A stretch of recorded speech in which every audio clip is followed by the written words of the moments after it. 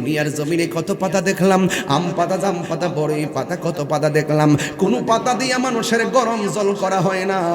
এই বড়ই পাতার গরম জল দিয়া কেন গোসল দেওয়া হয়, এই কথা কেন মৌলবীরা ওয়াজে কয় না? আরে যুবক ভাইয়েরা, জীবনে কত কত কাপড় দেখলাম, লাল কাপড়, নীল কাপড়, হলুদ কাপড় দেখলাম, কোন কাপড় দিয়া মানুষের লাশটারে বাইন্ডিং দেওয়ায় না। সাদা কাফন দিয়া কেন মানুষটারে লাশটারে বাইন্ডিং দেওয়ায়, এই কথাটা কেন মৌলবীরা ওয়াজে কয় না? ও বন্ধুরি, ও যুবক, তোমার নাকের মধ্যে কেন তুলা দেই কথা কেন কয় না? কানের মধ্যে কেন তুলা দেই কথা কেন কয় না? এমন ভাবে তোমারে সুন্দর করে নাকের মধ্যে তুলা দেয়। এখন জিজ্ঞাসা করি ভাই, নাকের মধ্যে কেন তুলা দিলা? কয় হুজুর, গোসল করাইতে গেলে নাক দিয়া যদি পানি ঢুকে কষ্ট পাইব। দেখছেন নি কত মায়া, মায়া রে কত মায়া। কানের মধ্যে তুলা দেয় কত মায়া, মায়া রে মায়া। ওরে গোসল দেয় গরম পানি, বেশি গরম পানি দেয় না, আবার ঠান্ডাও দেয় না। কত মায়া, মায়া রে মায়া।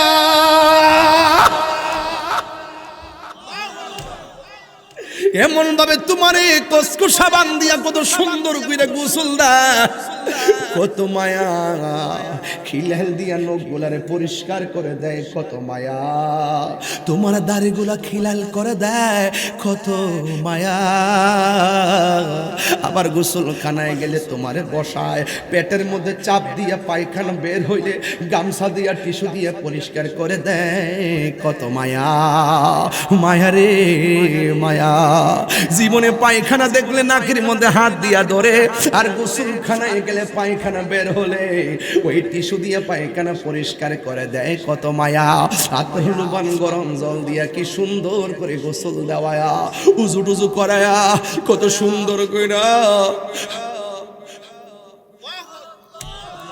কত সুন্দর কইরা আমার শেষ গোসলটা দেয়, কত মায়া।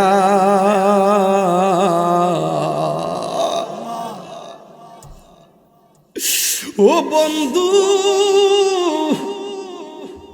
ও বন্ধু,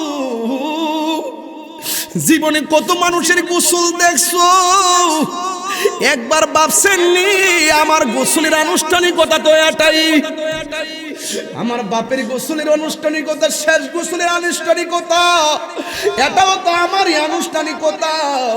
একদিন আমরা এমন ভাবে শুয়ে যাব রে, সাজিয়ে গুজিয়ে দেমুরে সজনী তোরা, সাজিয়ে গুজিয়ে দেমুরে।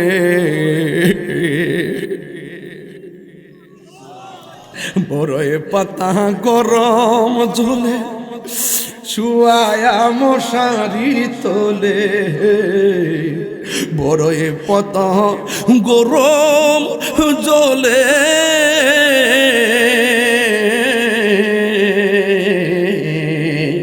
বড়ই পাতা গরম জলে শোয়া মশারি তোলে, সাদা কাফন আমায় পরাইতে সজনী তোরা, সাজিয়ে গুজিয়ে দে মোরে। এত রঙিন এত কাপড় কিছুই ভালো লাগে না মোর, এত রঙিন এত কাপড়,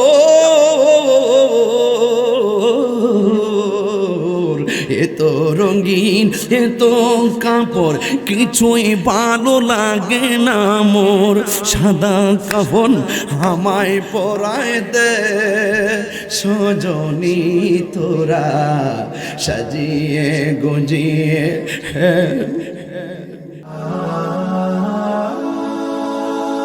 Birampur HD media, the Islamic YouTube channel. মৃত্যুর বার্তাটা দেওয়ার সাথে সাথে বিদ্যুৎ চলে গিয়ে মাঠটা অন্ধকার হয়ে গিয়েছিল। একটি মানুষের প্রাণ পাখি যখন চলে যায়, তার জীবনটা অন্ধকার হয়ে যায়। আজকে জনাব নিজামুদ্দিন কায়সার ভাইয়ের আম্মার মৃত্যুর জায়গায় আমারও মৃত্যু হয়ে যেতে পারত। আজকে নিজামুদ্দিন কায়সার ভাইয়ের আম্মার মৃত্যুর জায়গায় এই মজলিসে অনেকের আম্মা চলে যেতে পারত। যদি চলে যেত, আমি বিশ্বাস করি তার মুখ দিয়ে হাসিও আসতো না, আওয়াজও হতো না। এ পৃথিবীর মানুষ কাহারও মৃত্যুর কষ্টের ভাগ নেয় না। এ পৃথিবীর মানুষ কাহারও দুঃখের ভাগ নিতে চায় না। তার বাস্তব প্রমাণ আজকে পেয়ে গেলাম। একটি মানুষের মৃত্যুর বার্তা দিচ্ছি, আর আপনারা আনন্দে বিদ্যুৎ চলে যাওয়ার পর কি যেন করলেন। Common sense. এই পৃথিবীর মানুষ কেউ কারো দুঃখের ভাগ নেয় না, কষ্টের ভাগ কেউ নেয় না। মৃত্যুর সময় কষ্ট হলেও সেই ভাগও কেউ নেয় না, আবার কবরে যাওয়ার পরে কষ্ট হলেও সেই ভাগ কেউ নেয় না। মানে প্রমাণ হয়ে গেল পৃথিবীর মানুষ বড় স্বার্থপর, অনেক স্বার্থপর। আমি যদি শুনতাম যে এই মুহূর্তে আমার আম্মা মারা গেছেন, আমি তো সোজা মাইক বন্ধ করে দৌড়ে দিতাম। এই পৃথিবীতে যা চলে যায় সে বুঝে ব্যথা, হারানোর ব্যথা কত। আমি আমার বাবাকে হারিয়েছি, এই বট গাছ আর আসবে না। এটা একটা এমন ছায়া যে ছায়া দেখা যায় না, কিন্তু পড়তে পড়তে সেই ছায়াটা অনুভব করা যায়। চলে যাওয়ার পরে সেই ছায়ার শূন্যতা অনুভব করা যায়, যা কোনো কিছু দিয়ে পূর্ণ করা যায় না। বলুন, হায়াত এবং মৌতের মালিক কে? আল্লাহ। যেহেতু আজকের মাহফিল প্রধান বক্তা ওয়াজ করছেন, প্রধান অতিথি ওনার মাকে হারাইছেন, আজকে ওয়াজটা আমি সেদিকে রেখে করব। আল্লাহ যেন আমাদের সবার আব্বা আম্মার গুনাহ মাফ করে, বলুন আমিন। दुनिया के लिए आखिरत बर्बाद ना करो, किसी इंसान को खुश करने के लिए अल्लाह को नाराज ना करो। दुनिया दुनिया করে আখিরাতকে বরবাদ করা যাবে না। দুনিয়ার কোনো মানুষকে খুশি করতে গিয়ে আল্লাহকে বেজার করা যাবে না। আমার পূর্বে বিশেষ বক্তা আল্লামা মুজাম্মেল হক সাহেব আলোচনা করেছেন, মাহফিল পরিচালনায় করেছেন মাওলানা আলাউদ্দিন আল কাদরি সাহেব। এই মাহফিলটা দাওয়াত করতে গিয়ে কত কষ্ট করে যে আমি দাওয়াতটা রেখেছি সেটা আমি জানি। বাবু এরা অনেক কষ্ট করে আমাকে দাওয়াতটা করেছেন। শিডিউল ছিল বাদ মাগরিব, শুধু আপনাদের মহব্বতে একটা মাহফিল 7টায় শেষ হয়ে যাবে, কেমন দেখা যায় সঙ্গে দেখতে। আমি সুবিবেচনা করে মাহফিলটাকে একটা মোটামুটি কাঙ্ক্ষিত সময় যেন শেষ করলে আপনারা তৃপ্ত হন, মানুষ যেন আসতে পারে, সেই সুযোগটা দিয়েই কিন্তু আমি স্টেজে উঠেছি। বলুন, হায়াতের মালিক কে? আল্লাহ। দাঁড়িয়ে থাকার ক্ষমতা দিয়েছেন কে? আল্লাহ। বসে থাকার ক্ষমতা দিয়েছেন কে? আল্লাহ। ভাইরা আমার বরাবর যারা দাঁড়িয়ে আছেন, আমার মনে হয় কাঁধে কাঁধ লাগিয়ে একজনের সাথে একজন মিলেমিশে বসলে মাঠটা সুন্দর দেখা যাবে। বলতে হয় কেন? এটা তো কমন সেন্স। এটা বলার কথা না যে আপনারা মাঝখানে দাঁড়িয়ে আছেন বলেই তো অনেকগুলো মানুষ বাহিরে দাঁড়িয়ে আছে উঁচা জায়গায়। বসে পড়ুন প্লিজ। মাশাআল্লাহ, খুব ভালো লাগতেছে আপনাদের আদব দেখে। আজকে আল্লাহ পাক আমাদেরকে যেভাবে বসিয়েছেন ঠিক এভাবেই যেন নবীর কদমে জান্নাতে কবুল করেন, বলেন আমিন। সবাই মহব্বতে দুরূদ শরীফ পড়েন। আল্লাহুম্মা সাল্লি আলা সাইয়্যিদিনা মাওলানা মুহাম্মদ ওয়া আলা আলি সাইয়্যিদিনা মাওলানা মুহাম্মদ। গভীর মনোযোগ, কথা বলা যাবে না। আদব নিয়ে মাঠে বসলে যতক্ষণ আপনি বসে থাকবেন আদবে আউলিয়া হয়, বেআদবে শয়তান হয়ে যায়। এই মাঠ আর আজকে মাঠ না, এই বলেশ্বরের জমিন জান্নাতের বাগান হয়ে গেছে। আল্লাহু আকবার। সাহাবাগণ নবীরে প্রশ্ন করলেন, ইয়া রাসূলুল্লাহ, দুনিয়ার মাঠ কিভাবে জান্নাতের বাগান হয়ে যায়? আমার নবী, আপনার নবী বলেন, যেই বাগানের ভিতরে, যেই মাঠের মধ্যে আমার আল্লাহ পাক রব্বুল আলামিন এবং আমি রাহমাতুল লিল আলামিনের গুণগান গাওয়া হয়, আলোচনা করা হয়, জিকির করা হয়, এই মাঠ আর মাঠ থাকে না, এই মাঠ আমার আল্লাহ জান্নাতের বাগানে পরিণত করে দেয়। আল্লাহু আকবার। এই দুনিয়ার বাগানে সুন্দর করে এসেছেন। প্রত্যেকটা মানুষের জীবনে গুনাহ আছে না নাই? এই জান্নাতের বাগানে গুনাহ নিয়ে ঢোকার সুযোগ করে দিয়েছেন একজন। জবান খুলে বলুন তিনি কে? আল্লাহ। এমন হতে পারে এই মাহফিলটা শেষ হওয়ার পর আখিরি মুনাজাত করে যখন বাড়িতে যাবে, আমার আল্লাহ রাব্বুল আলামিন আমাদের সবার জীবনের গুনাহগুলো মাফ করে দিতে পারে কি পারে না? এই জন্য আমার যুবক ভাইয়েরা, আল্লাহ রাব্বুল আলামিন বলে দিয়েছেন, ওয়ামা ইয়াস্তাবিল আহইয়াউ ওয়ালাল আমওয়াত। আল্লাহু আকবার। 2 ফুট নিচে, মাটির নিচে যারা শুয়ে আছে আর যারা মাটির উপরে বসবাস করছে, যারা বলেশ্বরের গুরুস্তরের মধ্যে পড়ে আছে, আর যারা বলেশ্বরের মাঠে ঘাটে হেঁটে হেঁটে মাহফিলে এসে ওয়াজ শুনতেছেন, আল্লাহ রাব্বুল আলামিন বলেন, যারা মৃত হয়ে পড়ে আছে, যারা জিন্দা হয়ে চলাফেরা করে, এরা কোনোদিন এক হতে পারে না। আমরা মাহফিলে এসেছি, আবার দৌড়াইয়া বাড়িতে চলে যাব। বলেশ্বরের গুরুস্থানে যারা এতিম হয়ে পড়ে আছে, এরা আর কোনোদিন আমাদের বাড়িতে আসতে পারে নাই।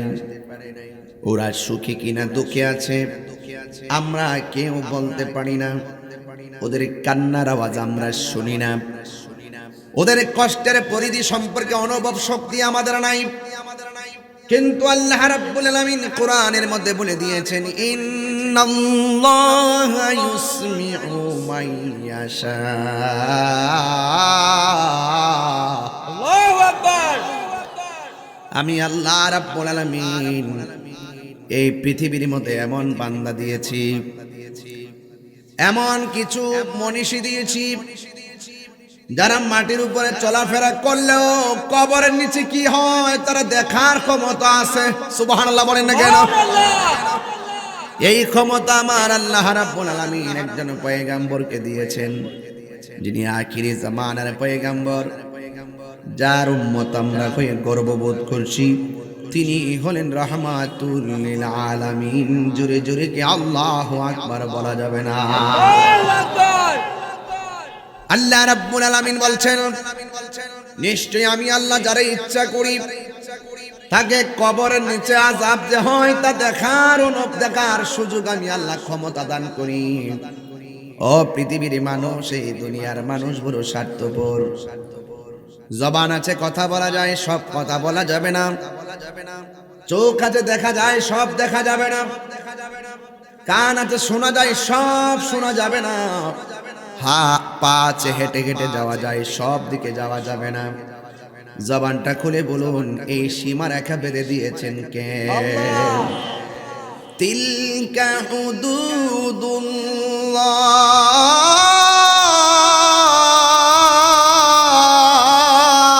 আল্লাহু আকবার।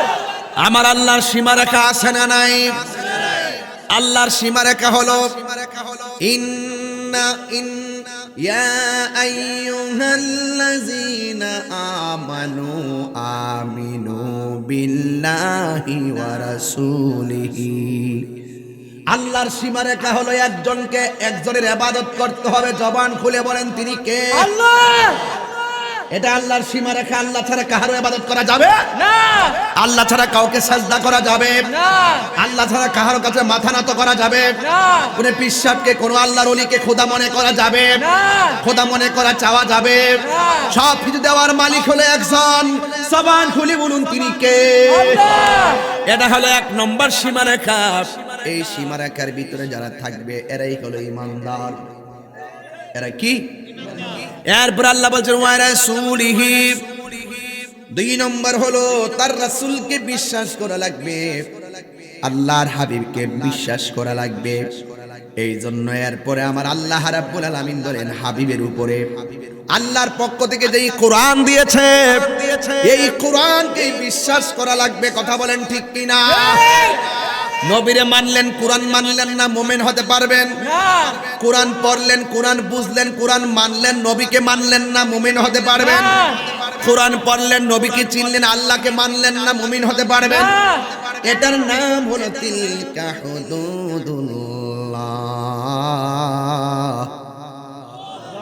এটার নাম হলো আল্লাহর সীমারেখা।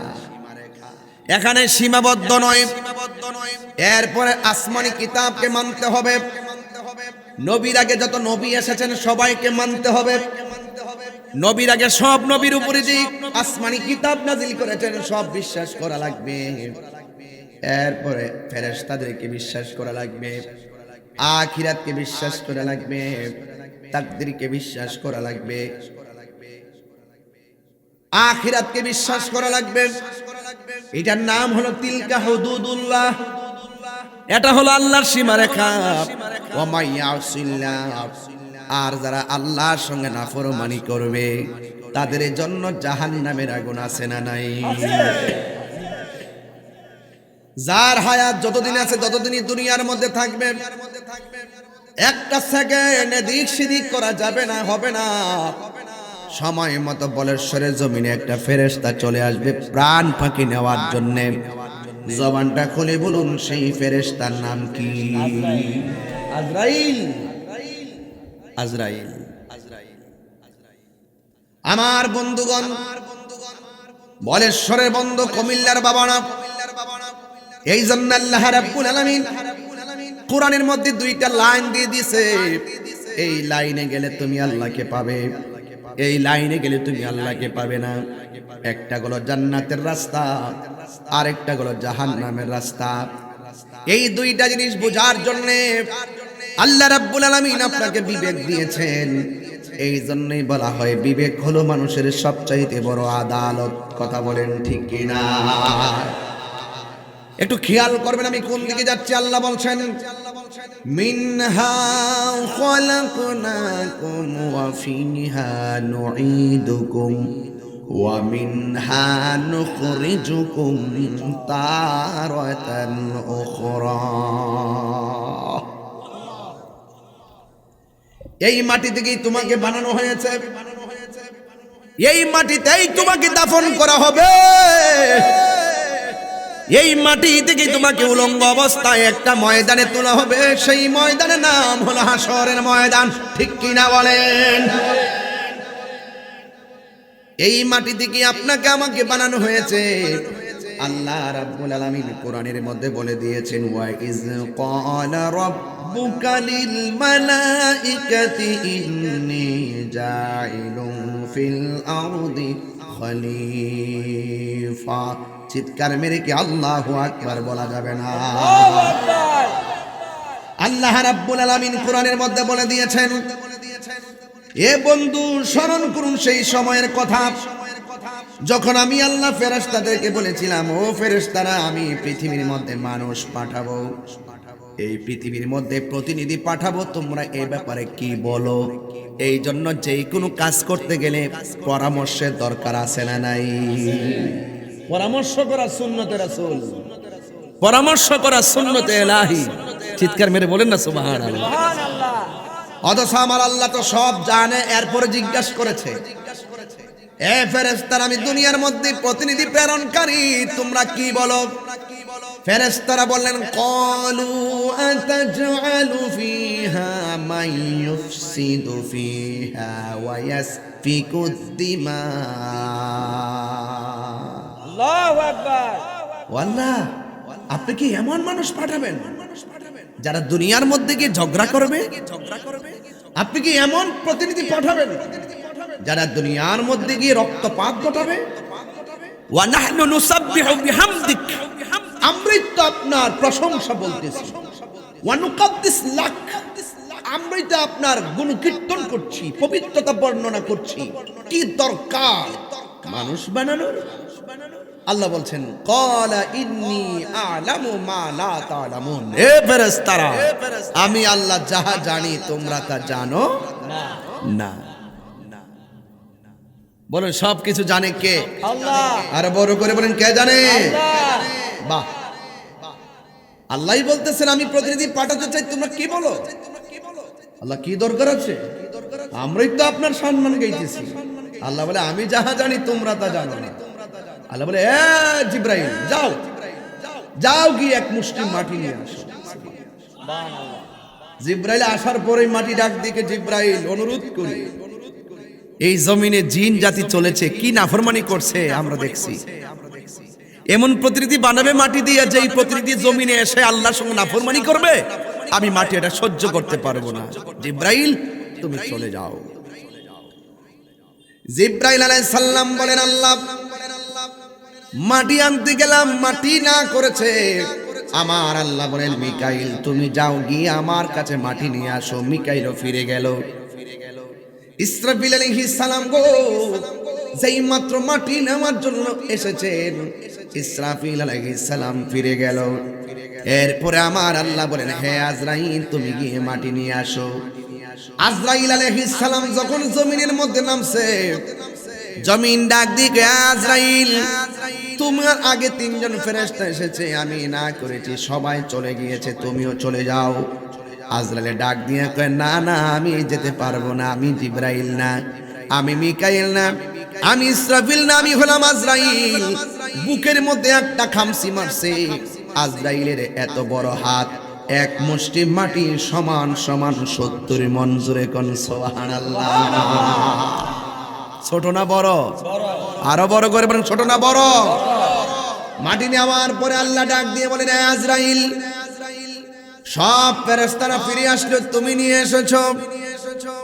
ফেরেশতা আজরাইল ডাক দিয়া বলেন হে আল্লাহ মাটির কান্না চাইতে আমি আজরাইলের কাছে তোমার হুকুমটাই আমার কাছে সব বড়, এই জন্য আমি মাটির কান্না শুনি নাই। আমি তোমার হুকুম মানতে, তোমার হুকুম অর্ডার মেনে আমি মাটি নিয়ে এসেছি। আল্লাহ ডাক দিয়া বলে আজরাইল এই পৃথিবীর মধ্যে যত প্রাণী যাবে সব প্রাণীর রূহটা কবজ করার দায়িত্ব আমি আল্লাহ তুমি আজরাইলের হাতে দিয়ে দিলা। আজরাইলকে বলছে তুমি কবজ করবা, কারণ সন্তানের জন্য মা কাঁদবে, মায়ের জন্য সন্তান কাঁদবে, তোমার মায়া লাগবে না, নিয়ে আসবা। সুবহানাল্লাহ বলবেন না? সব নিয়ে আসবা। এবার আল্লাহ ডাক দিয়া বলে ফেরেশতারা আদম বানাও। সুবহানাল্লাহ বলেন। সুন্দর করে আদম বানাইছে, পা থেকে গলা পর্যন্ত আমার আল্লাহ আদমকে বানালেন। ফেরেশতারা বানানোর পরে আল্লাহ ডাক দিয়ে ফেরেশতারা এবার রাখো, গলা থেকে মাথার তালু পর্যন্ত যে চেহারাটা আছে খলাকতু বিয়াদাইয়া, এই চেহারাটা আমি আল্লাহ নিজের হাত দিয়া বানাবো। একটা বার তাকায়া দেখেন হাজার হাজার মানুষ, একটা চেহারার সঙ্গে আরেকটা চেহারা মিলে না। একটা মানুষের নাকের সঙ্গে আরেকটা মানুষের নাক মিলে না। একটা মানুষের চোখের সঙ্গে আরেকটা মানুষের চোখ মিলে না। একটা মানুষের গায়ের চেহারার চামড়ার সঙ্গে আরেকটা চামড়া মিলে না। এত সুন্দর ডিজাইন আল্লাহ বানাইছে। আল্লাহ ডাক দিয়ে বলেন ফি আইনি সূরাতিন মাশা আরাকাবাক। আমি আল্লাহ রাব্বুল আলামিন যেমন চাইছি বান্দার চেহারাটা আমি আল্লাহ নিজের যেমন চাইছি এমন বানাইছি। আল্লাহ বলছেন, আল্লাহকে জোরে ডাক দিবেন, রাজি আছেন না নাই? আল্লাহ ডাক দিয়ে বলেন লাকাদ খালাকনাল ইনসানা ফি আহসানি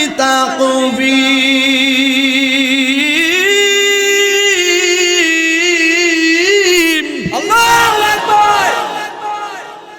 ঘোষণা ঘোষণা কার? আল্লাহ আর বড় করে ঘোষণা কার? আল্লাহ আল্লাহ বলছেন আমি আল্লাহ মানুষকে অবয়ব সুন্দর নমুনায় বানাইছি, একটা চেহারার সঙ্গে আরেকটা চেহারা মিলে না, এই জন্য কালো দেখে ঘৃণা করা যাবে না।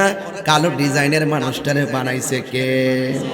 খাটু দেখলে ঘৃণা করা যাবে না, সুন্দর মায়া করে বানাইছে কে? এই জন্য যুবক, ফুলের সৌরভ মানুষের গৌরব চিরদিন থাকে না। একটা জিনিস খেয়াল করেন, আপনার লাইফের 3টা পার্ট আছে। শৈশব থেকে চাকরি হওয়ার আগ পর্যন্ত আপনাকে পড়ালেখা করতে হবে, আবার পড়ালেখা শেষ হওয়ার পরে আপনি চাকরি জীবনে চলে যাবেন। যখন আপনার শেষ বয়স আসে তখন লেখাপড়ার ইন্টারেস্ট থাকে না, চাকরির ইন্টারেস্ট থাকে না, শুধুমাত্র স্বাধীন স্বাধীন। এই 3টা সময় অত্যন্ত গুরুত্বপূর্ণ, এই সময়গুলো দান করেছেন কে? এই জন্য আল্লাহ বলেছেন কুল ইন্না সলাতি ওয়া নুসুকি ওয়া মাহইয়ায়া ওয়া মামাতি লিল্লাহি রাব্বিল আলামিন। আপনারা জবান খুলে বলুন, আমার জীবন দেওয়ার মালিক কে? আল্লাহ আমার মত দিবেন কে? আল্লাহ নামাজ কার জন্য? আমার কুরবানি কার জন্য? যার জন্য তিনি হলো রহমত, তিনি হলো রব্বুল আলামিন, যিনি সব জাহানের রব। বলেন সুবহানাল্লাহ। আল্লাহ যখন আদমরে বানাইছে ভিতরের মধ্যে রুহুটা দিছে কে? এখন রুহুটা কি জিনিস কোন হুজুরের কাছে বুঝতে পারছেননি? কোন হুজুরে কইছেনি রুহুটা এইটা? আল্লাহ বলছেন ইয়াসআলুনাকা আনির রূহ কুলির রূহু মিন আমরি রাব্বি। আল্লাহ বলছেন হে বন্ধু, কেউ যদি আপনাকে প্রশ্ন করে রুহুটা কি, আপনি বলবেন এটা আল্লাহ তাআলার একমাত্র আদেশ মাত্র। সুবহানাল্লাহ কোন না কেন? এত সহজ না ওয়াজ বোঝা, এত কঠিন, এত সহজ জিনিস না। আপনি শুধুমাত্র ওয়াজ শুনতেছেন না, ধারণ করতে হবে, ওয়াজকে ধারণ করতে হবে। কোথায় ছিলাম, কোথায় আসছি, কোথায় যাব, এই 3টা ঘাট যদি আপনি না জানেন আপনি বুঝবেন না। আরে শৈশব কৈশোর যৌবন বার্ধক্য, এই ঘাটগুলো যদি আপনি নিজেকে শতভাগ আল্লাহর কুদরতি কটারে যদি আপনি ধাবিত করতে না পারেন, তাইলে ইহকালও অমঙ্গল হবে, পরকালও অমঙ্গল হবে। কথা বলেন ঠিক কিনা? আল্লাহ বলছে রুহু যাও আদমের ভিতরে। সুবহানাল্লাহ কয় না কেন? সুবহানাল্লাহ। রুহু বলে আল্লাহ এত অন্ধকার থাকবো কেমনে? আল্লাহ বলছে আবার যাও। আল্লাহ এত অন্ধকার থাকবো কেমনে? 3য়বার বলছে আবার যাও। রুহু বলে এবার থাকা যায়। সাথে সাথে ওই যে আদম নবীর হাত লড়ে না, পা লড়ে না, নাক লড়ে না, যেই মাত্র রুহুটা সেটিং হয়ে গেছে, ওই আদম নবীর চেহারাটা ফুটে গেছে, জিহ্বাটা লড়ে গেছে, নাক দিয়ে একটা হাসি এসে গেছে। আর হাসিটা আসার পরে আদম নবীর প্রথম কথা হলো আলহামদুলিল্লাহ, সমগ্র প্রশংসার মালিক একমাত্র একজন, জবান খুলে বলুন তিনি কে? এই হাসি দিলে এখনো কি পড়তে হয়? আলহামদুলিল্লাহ। কথা কন না, কি পড়তে হয়? আলহামদুলিল্লাহ। আলহামদুলিল্লাহ পড়তে হয়। আদম নবীর প্রথম কথা ছিল আলহামদুলিল্লাহ। আদম নবীর যখন বানানোর পরে যখন হাসিটা আসলো, হাসি আসার পরে আলহামদুলিল্লাহ পড়লেন। যুবক ভাইয়েরা, আদম নবীকে বানাইলো আদম আলাইহিস সালামের বাম পাজরের হাড় দিয়া, বাঁকা হাড় দিয়া হযরতে মা হাওয়াকে বানালেন। এই পৃথিবীর মধ্যে একটা কথা চালু আছে যে পৃথিবীর সব স্ত্রীকে নাকি স্বামীর বাঁকা হাড় দিয়ে, পায়ের হাড় দিয়ে বানাইছে, মিথ্যা কথা।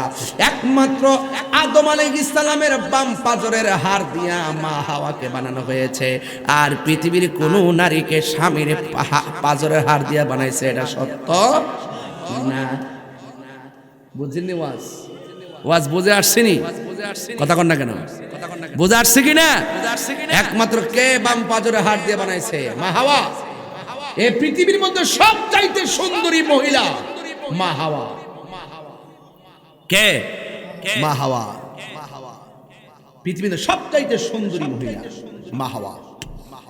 এত সুন্দর মা হাওয়া দুইজনকে আল্লাহ রাব্বুল আলামিন ডাক দিয়া বলেন, আদম নবীরে যখন বানাইছে, বানানোর পরে আমার আল্লাহ বলতেছে ওয়া ইজ কুল কুলনা লিল মালাইকাতি ইসজুদু লিআদামা ফাসাজাদু ইল্লা ইবলিস। আল্লাহ রাব্বুল আলামিন সব ফেরেশতাদেরকে ডাক দিয়ে বলেন, এ ফেরেশতারা তোমরা আদমকে সিজদা করো। আল্লাহু আকবার কোন কেন? আল্লাহু আকবার। এবার ফাসাজাদু ফা সেখানে ফার অর্থ অনেকে বুঝে না, ফার অর্থ বুঝে না বলেই, ফার অর্থ বুঝে না বলেই কি হয়? ফার অর্থ বুঝে না বলেই জানাজার নামাজের পরে যে দোয়াটা আছে এই দোয়াটা বুঝে না। বুঝেন না এই কথাটা? ইজা সাল্লাইতুম আলাল মাইয়িতি ফাখলিসু লাহু দুআ। এখানে আখলিসু না ফাখলিসু, এই ফা অর্থটা অনেকে বুঝে না। এই আতেফা হরফে আতেফা এই অর্থ বুঝে না। এটা যখন শর্ত এবং যাদের মাঝখানে আছে বিলম্বনা, অনতি বিলম্বে সাথে সাথে চিৎকার মেরে কোন সুবহানাল্লাহ। আল্লাহ বলছেন ফাসাজাদু, হে ফেরেশতারা তোমরা সিজদা করো। ফাসাজাদু, সাথে সাথে ফেরেশতারা সিজদা করছে, 3 দিন পরে না। এই জন্য আমরা যখন জানাজার নামাজ পড়াই ফাখলিসু, এ তোমরা খালেস ভাবে দোয়া করো। এটা দাফনের পরে না, এটা দাফনের আগে, দেরি করে না, সাথে সাথে। এটার নাম হলো ফাখলিসুর অর্থ করেন সুবহানাল্লাহ। নারে তাকবীর, নারে রিসালাত, ফাজিয়া দরবার শরীফ। বাবা অর্থ বুঝতেছেন তো? এটা অনেকে বুঝে না, আর অনেকে গাউরামি করে, অনেকে গায়ে পড়ে অনর্থক ঝগড়া করে। সারা জীবন শুনেছি জীবিত মানুষের সঙ্গে দুশ্মনী। এখন থেকে মানুষ মারা যাওয়ার পরও দুশ্মনী। এই লোকটা মারা যাওয়ার পরে সব বন্ধ, শুধু দোয়াটাই তো বুঝি। এই যে আমাদের নিজামউদ্দিন কায়সার ভাইয়ের আম্মা মারা গেছে, কত ব্যতীত হইয়া দোয়া করলাম। এই দোয়া করতে কি দলিল খোঁজা লাগবে? আপনি যাই সেমন যে হ্যাঁ কেউ মারা গেছে মাহফিলে দোয়া করা কোন কিতাবে আছে? এটাকে আমি বাইর করতে পারুন? কোন কিতাবে লেখা আছে যে মাহফিলে ওইটা দোয়া করা যায়? সব জায়গায় প্রশ্ন করেন না, সব জিনিসটা ঠেললেন না। এই ঠুনকু বিষয় নিয়েই বিতণ্ড করতে করতে উলামায়ে কেরামদের মধ্যে হাজার হাজার ভাগ হয়েছে। কথা বলেন ঠিক? এই ভাগগুলো না থাকতো তাহলে একটা প্ল্যাটফর্ম হয়ে যেত। আজকে এই সমস্ত বিষয়াদিগুলো নিয়ে হাজার ভাগ করার কারণে উলামায়ে কেরাম কাঙ্ক্ষিত জায়গায় যেতে পারে না। বুঝেন? এই যে দেখেন, আমি যদি বানাই বলে আমার তো বলবেন আমি কি বুঝাতে চাচ্ছি, আপনি তো বুঝেন না। ইজা কুমতুম ইলা সলাতি ফাগসিলু বুজুহাকুম, ফাগসিলু। নামাজে দাঁড়াইবেন, উযু করা লাগবো নি? কথা কনা, উযু করা লাগবো নি? উযু করা লাগবে। মারহাবা জোরে বলেন। এই অর্থগুলো অনেকে তুলতে পারে না, অনেকে জানে, জানি না সত্য গোপন করে। আমরাও জানি দাফন করার পরে দোয়া আছে, এটা হাদিস আছে, এটা আমরা জানি। কয়েকটা কাজে দেরি করা যাবে না, এটা আমরা জানি। জানাজার মারা যাওয়ার পরে তাড়াতাড়ি দাফন করো, তাড়াতাড়ি দাফন করো। তাড়াতাড়ি করতে যাই যদি লাস্ট 3 দিন রেখে দে, ফুতে বিদেশ থেকে আইলে দাফন করবো। যা কই কথা কোন ঠিক না বেটি? এত তো বুঝায়েন না, এত ফাইজলামি করেন না, এগুলো ভালো লক্ষণ না। মৃত্যু মানুষ দোয়াটা তাদের কবরে যাবে। আপনারা এরপর আমরা কেন আরেকটা কারণে দোয়া করি, যে জানাজার পর দেখবেন সাথে সাথে অনেক মানুষ চলে যায়। দাফন করার পর পর্যন্ত মানুষ গুরুস্থানে বেশি থাকে না। এই জন্য আমরা বেশি মানুষ থাকা অবস্থায় আমরা দোয়া করি। হ্যাঁ, তবে দোয়া করার সময় কাতারটা ভাঙ্গা করবেন, যেন মানুষ এই দোয়াটাকে নামাজের অংশ মনে না করে। কথা ঠিক কিনা? যেমন ভাবে আমরা আজানের আগে দুরূদ সালাম পড়ি, আজানকে দুরূদ সালামকে আজানের অংশ মনে করি না। এটা তাবাররুকান বরকতের জন্য পড়ি। কথা বলেন ঠিক কিনা? যেহেতু আমরা পড়েছি, কি পড়েছি? আমরা পড়ি যে ইন্না দুআ মাওকুফুন বাইনাস সামাই ওয়াল আরদি লা ইয়াসআদু মিনহু শাই হাত্তা তুসাল্লি আলা নবী সাল্লাল্লাহু আলাইহি সাল্লাম। আসমান এবং জমিনের মাঝখানে দোয়াটা ঝুলন্ত অবস্থায় থাকে। যখন নবীর উপরে দুরূদ পড়া হয়, এই দোয়াটা আল্লাহর কাছে কবুল হয়। সুবহানাল্লাহ। এই জন্য আমরা প্রত্যেকটা ইবাদতের শুরু শেষে দুরূদটাকে ওসিলা বানাই। বলেন না সুবহানাল্লাহ। কথা কি বুঝাতে পারতেছি? এগুলো ধাক্কা ধাক্কির ব্যাপার না, এগুলো শুধুমাত্র মেনে নেওয়ার ব্যাপার, একটু সহজ হওয়ার ব্যাপার। এত কঠিন না দিন, এত কঠিন না। আল্লাহ বলছেন উদউনি আস্তাজিব লাকুম, তোমরা আমার কাছে চাও, আমি তোমাদের ডাকে সাড়া দিব। এখন কোরআন শরীফে কোথাও লেখা আছে জানাজার নামাজের পরে আল্লাহর কাছে চাওয়া যাবে না? হাদিসে আছে না? এই জন্য আল্লাহ বলছেন সবাই সেজদা করল। একজন সেজদা করেন মিস্টার মালাউইন্না। মালাউইন্না ছিলেন না রে, মালাউইন্না ছিলেন না, ইবলিস চা।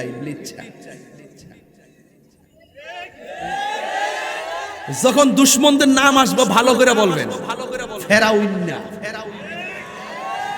নমরুদ্দা, কথা বলেন না কেন? সবাই চেষ্টা করছে, মাগার ইবলিসে চেষ্টা করে নাই। ইবলিকে সেজদা না করে কি করছে জানেন? আবা আবা আবা আবা আবা মানে হলো প্রত্যাখ্যান করছে। প্রত্যাখ্যান কেমন? আল্লাহ বলছে সেজদা করো, সবাই সাথে সাথে পড়ে গেছে। আল্লাহ হুকুম করছে, বাস এই হুকুম মানাই ঈমান। কথা কোন ঠিক কি না? ফেরেশতারা এই কথা কইছে না, আল্লাহ তুমি যেখানে প্রেজেন্টেশন আছো তোমার সামনে তারে সেজদা দিমু কি লাগা, তোমার না সেজদা দিমু। প্রসঙ্গ কিন্তু এটা না। আল্লাহ অর্ডার করছে, কি করছে? অর্ডার করছে, অর্ডার মানো। সব সাজদা করছে, একজন করে নাই, এটা ইবলিস। কেমন করছে জানেন? আবা মানে হলে প্রত্যাখ্যান করছে। আল্লাহ বলছে করো, কোনো ভাবতাম না। কিছু লোক আছে না, মা বাপে যদি করে ফুট স্কুল যাস না, কোনো যাইতাম না, এই যে একটা ধাক্কা মারে, এই ধাক্কাটা ভালো লক্ষণ না। এই ধাক্কার ভিতরে সেকেন্ডে কষ্ট চলে আসে। কথা বলেন ঠিক কি না? এই জন্য কোরআন শরীফে বলছে উফিউ ওয়ালা তানহারহুমা, এমন ব্যবহার কইরো না যে মা বলে রে ফুত করলে কি, এই কথাটা যেন না কয়। কথা কোন ঠিক কি না? এরপর আল্লাহ বলল আবা, প্রত্যাখ্যান করছে, পারতাম না। বাপরে কেন? ওয়াস্তাকবারা, অহংকার করছে। কি অহংকার? আল্লাহ তুমি তারে বানাইছো চোখের সামনে মাটি দিয়া, আর আমারে বানাইছো আগুন দিয়া। আমার কাজ হলো উপরে উঠা, আর আদমের কাজ হলো ফায়ের নিচে থাকা। তাইলে আমি নিচের বেড়ারে কি লেগে উপরের বেড়া সেজদা করতাম? পাগলে ভাইছে নাকি? আল্লাহ বলছে বাইরে যা। কি? ওয়াকানা মিনাল কাফিরিন।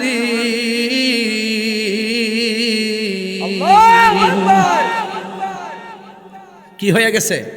কাফের অন্তর্ভুক্ত হয়ে গেছে। এরপর আল্লাহ বলছেন ওয়াকুল্না ইয়া আদামু উসকুন আনতা ওয়া যাওজুকাল জান্নাতা ওয়া কুলা মিনহা রাগাদান হাইসু শি'তুমা। আল্লাহ বলছেন হ্যাঁ ইবলিস বেরিয়ে যা। আর বলছেন হ্যাঁ আদম, তুমি এবং তোমার স্ত্রী হাওয়া জান্নাতের মধ্যে বসবাস করো।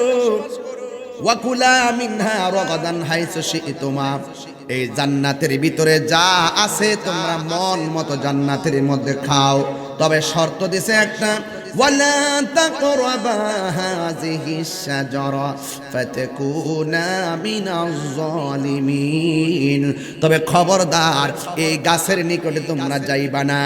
এ আদম সন্তান, আপনারা ইতিহাস জানা লাগবে। ছোট ছোট পোলাপানগুলো ইতিহাস জানে না। আমাদের আতিপিতা আদম, আমাদের বাবার ইতিহাস যদি আমরা না জানি তাইলে আনুগত্য কি জিনিস বুঝবেন না। আল্লাহ রাব্বুল আলামিন বলে হে আদম তুমি সব খাইবা, কিন্তু জান্নাতের ভিতরে এই গাছের নিকটে তোমরা যাইবা না। কিন্তু ছলে বলে কৌশলে ওই ইবলিস ফাআযাল্লাহুমা শাইতান, ওই যে শয়তান দুইজনকে পদস্খলন ঘটাইছে। ফাআখরাজাহুমা মিম্মা কানা ফীহি, যেই জান্নাতের ভিতরে যারা ছিল সেখান থেকে তারা ছলে বলে কৌশলে তাদেরকে পদস্খলন ঘটাইয়া ওয়া কুলনা হাবিতু বা'দুকুম লিবা'দিন, আদম একজন আরেকজনের শত্রু রূপে দুনিয়ার মধ্যে নেমে গিয়েছে। যুবক ভাইয়ের আমার, এখান থেকে বুঝাইতে চাইতেছি আল্লাহ বলছেন হে আদম সব খাইবা, কিন্তু গন্ধমের এই ফল গাছের কাছে যাইও না। এবার আদম আলাইহিস সালাম, হাওয়া আলাইহিস সালাম যখন জান্নাতের মধ্যে বসবাস করতেছেন, হাওয়া আলাইহিস সালামের কাছে ওই ইবলিস ছলে বলে কৌশলে জান্নাতের ভিতরে ঢুইকা বলছে এ হাওয়া, আল্লাহ রাব্বুল আলামিন সব খাইতে বলেছেন, এই গাছের কাছে যাইতে কেন না করছে জানুনি? কারণ এই গাছের ফল খাইলে তোমরা চিরদিন জান্নাতি হয়ে যাইবা। বাস হাওয়া আলাইহিস সালাম শোনার পরে মনে মনে কই আমার স্বামীর কাছে বলতে হবে এই গাছের ফল আমরা খাওয়া লাগবে, চিরদিন আমরা জান্নাতে থাকা লাগবে। আদম আলাইহিস সালাম বলেন হাওয়া না না, আল্লাহ না করেছেন, আল্লাহর সঙ্গে নাফরমানি করা যাবে না। এরপরে মহিলাদের মন, মা হাওয়া যাইয়া ফলটা ধরছেন, ধরার পরে মুখের মধ্যে যে মাত্র ফলটা দিয়েছেন সাথে সাথে জান্নাতের ড্রেসগুলো শরীর থেকে পড়ে গেছে, গাছের লতা পাতা দিয়ে তার শরীরটা ডাকছে। আরো ঘটনা আছে, আমি সামনে যাব না। আর আদম আলাইহিস সালাম মুখের মধ্যে যখন দিতে গেল, দেওয়ার পরে যেই মাত্র দেখছে আমার শরীর থেকে কাপড়গুলো খুলে যাচ্ছে, তখন তিনি গলার মধ্যে চাপ দিয়া ধরলেন। চাপ দিয়া ধরার পরে এই ফলটা আর ভিতরে যায় যায় নাই, এই ফলটা গলার মধ্যে ধাক্কা দিয়েছেন বলে এই পুরুষের কণ্ঠনালীটা উঁচা। আর মা বোনদের মামার মা হাওয়া এই ফলটা খেয়েছিলেন বলে আর মা বোনদের কণ্ঠনালী নাই। এই জন্য হাদিস শরীফের মধ্যে আছে মা বোনদের কাছে বেশি কিছু বলা যাবে না, এমন কিছু কথা বলা যাবে না যা বললে তারা ধরে রাখার ক্যাপাসিটি তাদের হবে না। এই জন্য আল্লাহ রাব্বুল আলামিন আদম আলাইহিস সালামকে এই দুনিয়ার জমিনে শ্রীলঙ্কায় আল্লাহ পাঠাইয়া দিছে আর হাওয়াকে জেদ্দায় পাঠাইয়া দিছে, দুইজনকে দুই জায়গার মধ্যে পাঠাইয়া দিছে। এরপরে আরাফার ময়দানে দুইজন একত্রিত হয়েছে, আল্লাহ রাব্বুল আলামিনের কাছে বলছেন রব্বানা যালামনা আনফুসানা ওয়া ইল্লাম তাগফির লানা ওয়া তারহামনা লানাকুনান্না মিনাল খাসিরিন। আপনারা জবান খুলে কোন অপরাধ ক্ষমা করে দেওয়ার মালিক কে? এরপরে আল্লাহ রাব্বুল আলামিনের কাছে শত শত বছর আদম আলাইহিস সালাম কাঁদলেন কিন্তু ক্ষমা পাই নাই। এরপরে আদম আলাইহিস সালাম বললেন আল্লাহ তোমার বন্ধু নবীর উসিলায় তুমি আমারে maaf করে দাও। আল্লাহ বলছেন ইয়া আদম, ও আদম কাইফা আরাফতালি মুহাম্মদ, তুমি আমার বন্ধু নবীকে কেমন করে চিনেছো? আদম আলাইহিস সালাম বলেন ইয়া রাব্বি খালাকতানি, ও আমার রব যখন তুমি আমারে বানাইছো ফারাইতু আলা সাকিল আরশ, আমি আরশের দিকে চৌকাটে তাকিয়ে দেখেছি ফাফিহি মাকতুবান লা ইলাহা ইল্লাল্লাহ মুহাম্মাদুর রাসূলুল্লাহ। আমি যখন আরশের চৌকাটের দিকে তাকাইছি আমি তাকায়া দেখলাম আরশের চৌকাটে এক পাশে লেখা আছে আপনার নাম, আরেক পাশে লেখা আছে আপনার বন্ধু নবীর নাম। আরো চিৎকার করে আল্লাহু আকবার। আরে রিসালাত ফয়জিয়া দরবার শরীফ, ফয়জিয়া দরবার শরীফ।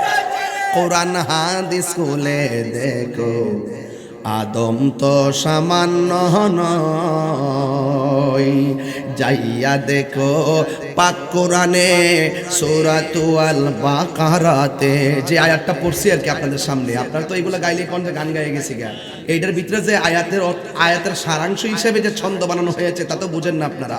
আপনারা তো নিজেরা পারেন ঠিকই বলেন না আর কি, কিন্তু আমি কিন্তু কোরআনের ভিতর থেকে কিন্তু কথাগুলো বলছি। যাইয়া দেখো পাক কোরআনে সূরাতুল বাকারাতে বলিয়াছেন পাক জাতে, বলিয়াছেন পাক জাতে আদম হাওয়া হইতে জুদা নয়। কোরআন হাদিস খুলে দেখো আদম তো সামান্য নয়। জোরে কি আল্লাহু আকবার বলা যাবে না? আদম নবী মা হাওয়া যেই ময়দানের মধ্যে একত্রিত হলো ওই ময়দানটাতে আমি গিয়ে এসেছিলাম রে বাবা।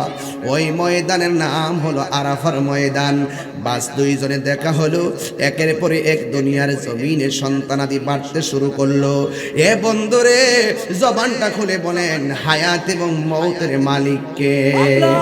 যেই ফেরেশতা দিয়া মানুষের রূহটা কবজ করব ওই ফেরেশতার নাম কি? আমি বুঝাইতে চাইছিলাম এই পৃথিবীর মধ্যে মাত্র দুইজন মানুষ, এক হলো আদম নবী, দুই হলো মা হাওয়া। এই পৃথিবীর মধ্যে কোনো কিছু নাই, শুধু মাত্র এক দুইজন। এই দুইজন থেকে এখন লক্ষ লক্ষ মানুষ, কোটি কোটি মানুষ সেই দিন থেকে এই পর্যন্ত চলে এসেছে। ওই দিন থেকে যদি গণনা শুরু করো তাইলে কয়জন দুনিয়াতে আসছে কেউ জানে না, জানে কে? এবার সবগুলা প্রাণীর রূহটা কবজ করছেন কে? আরে আমরা যদিও দুনিয়ার থেকে চলে যাব তাইলে আজ থেকে প্রায় যদি 2000 বছর পরে কিয়ামত হয় আমরা কিন্তু বড়সড় কবরের ঘরে পড়ে থাকবো, কেউ আমরা খবর নিবে না, আমরা কবরের চিহ্ন একদিন দুনিয়ার জমিনে থাকবে না। আরে আজ থেকে 500 বছর আগে যারা দুনিয়া থেকে চলে গেছে তাদের উত্তরাধিকারী গুলা খুঁজে পাওয়া যায় না, সেই মানুষগুলার কবর খুঁজে পাওয়া যায় না। আমি বুঝাইতে চাইলাম এত সুন্দর জমিনটা সাজাইয়া আল্লাহ জমিনে মানুষ পাঠাইয়া সিরিয়াল বাই সিরিয়াল নিয়ে যাইতেছে, কেউ কাহারও কবরে যাইতে পারে না রে বাবা। এই জন্য আমি বলতে চাইছি ওই কথাটা, এমন হতে পারে আজকের মাহফিল আমাদের জীবনের শেষ মাহফিল হতে পারে। আল্লাহ রাব্বুল আলামিন এই যে হাবিল কাবিল থেকে শুরু করে এই পর্যন্ত যতগুলা মানুষ দুনিয়াতে এসেছে সবগুলা আজরাইলকে দিয়া সার্জারি করাইছে। আল্লাহ আল্লাহ রাব্বুল আলামিন দুই কাদের মধ্যে দুইটা ফেরেশতা লাগাইয়া দিছে। তুমি ভালো করো আর মন্দ করো সব কিছু এখানে লাগাইয়া রাখছে। তুমি একদিন পাপের কথা বলে যাইবা কিন্তু আল্লাহর কাছে জমা আছে, তুমি একদিন নেকের কথা বলে যাইবা কিন্তু আল্লাহর কাছে জমা আছে। যাররা যাররা পরিমাণ হিসাব আল্লাহর দরবারে দেওয়া লাগবো। আল্লাহু আকবার। না জানি রে এই বলেশ্বরের আজকের মাহফিল কার জন্য জানে জীবনের শেষ মাহফিল হইয়া যায়। এই জন্যই তো আমার নবী আপনার নবী বলে দিয়েছেন, হারে মানুষের রুহটা নেওয়ার সময় তো কষ্ট হবেই হবে। এই রুহটা নেওয়ার আগে সাখরাতুল মউতের একটা কষ্ট আছে। এই সাখরাতুল মউতের কষ্টটা কি জানোনি? আজকে একটা বার খেয়াল করে দেখেন না, নিজামুদ্দিন কায়সার ভাইরা আম্মা শুনলাম অসুস্থ, ঘরে যাইয়া শুনলাম আইসিইউতে আছে, ইস্টিজা আইসা শুনলাম দুনিয়া থেকে বিদায় হয়ে গেছে। আরে ভাই ওনার মৃত্যুটা আইসিইউতে হইল কেন? ঘরের মধ্যে তো হইতে পারতো, কারণ আমার আল্লাহ ওই জায়গার মধ্যে মরণটা লিখা রাখছে। এই জন্য কোনো না কোনো ভাবে আজরাইলে ধাও দিতে দিতে ওই জায়গার মধ্যে লইয়া গেছে। আমার নবী আপনার নবী বলেন রুহটা নেওয়ার সময় সাখরাতুল মউতের একটা কষ্ট আছে। এই কষ্টটার সময় মানুষের রগগুলো টাস টাস করে ছিঁড়ে যায়, হাড্ডিগুলো টাস টাস করে খুলে যায়। এই সাকরাতুল মউতের সময় রক্তগুলা পানি পানি হইয়া যায়। আমার নবী আপনার নবী বলেন তো ওই সময়ের ভিতরে এমন ভাবে তৃষ্ণার্ত হইয়া যায়, 7 সমুদ্র 13 নদীর পানি মুখের মধ্যে ডাইলা দিলেও পানি তৃষ্ণা মিটবে না। ওই যে কায়সার ভাই মনে করছে মারে আইসিইউতে নিলে মনে হয় বাসায় রাখতে পারবো, আর আইসিইউতে নিলে মনে হয় চিকিৎসা দিলে ভালো হইব,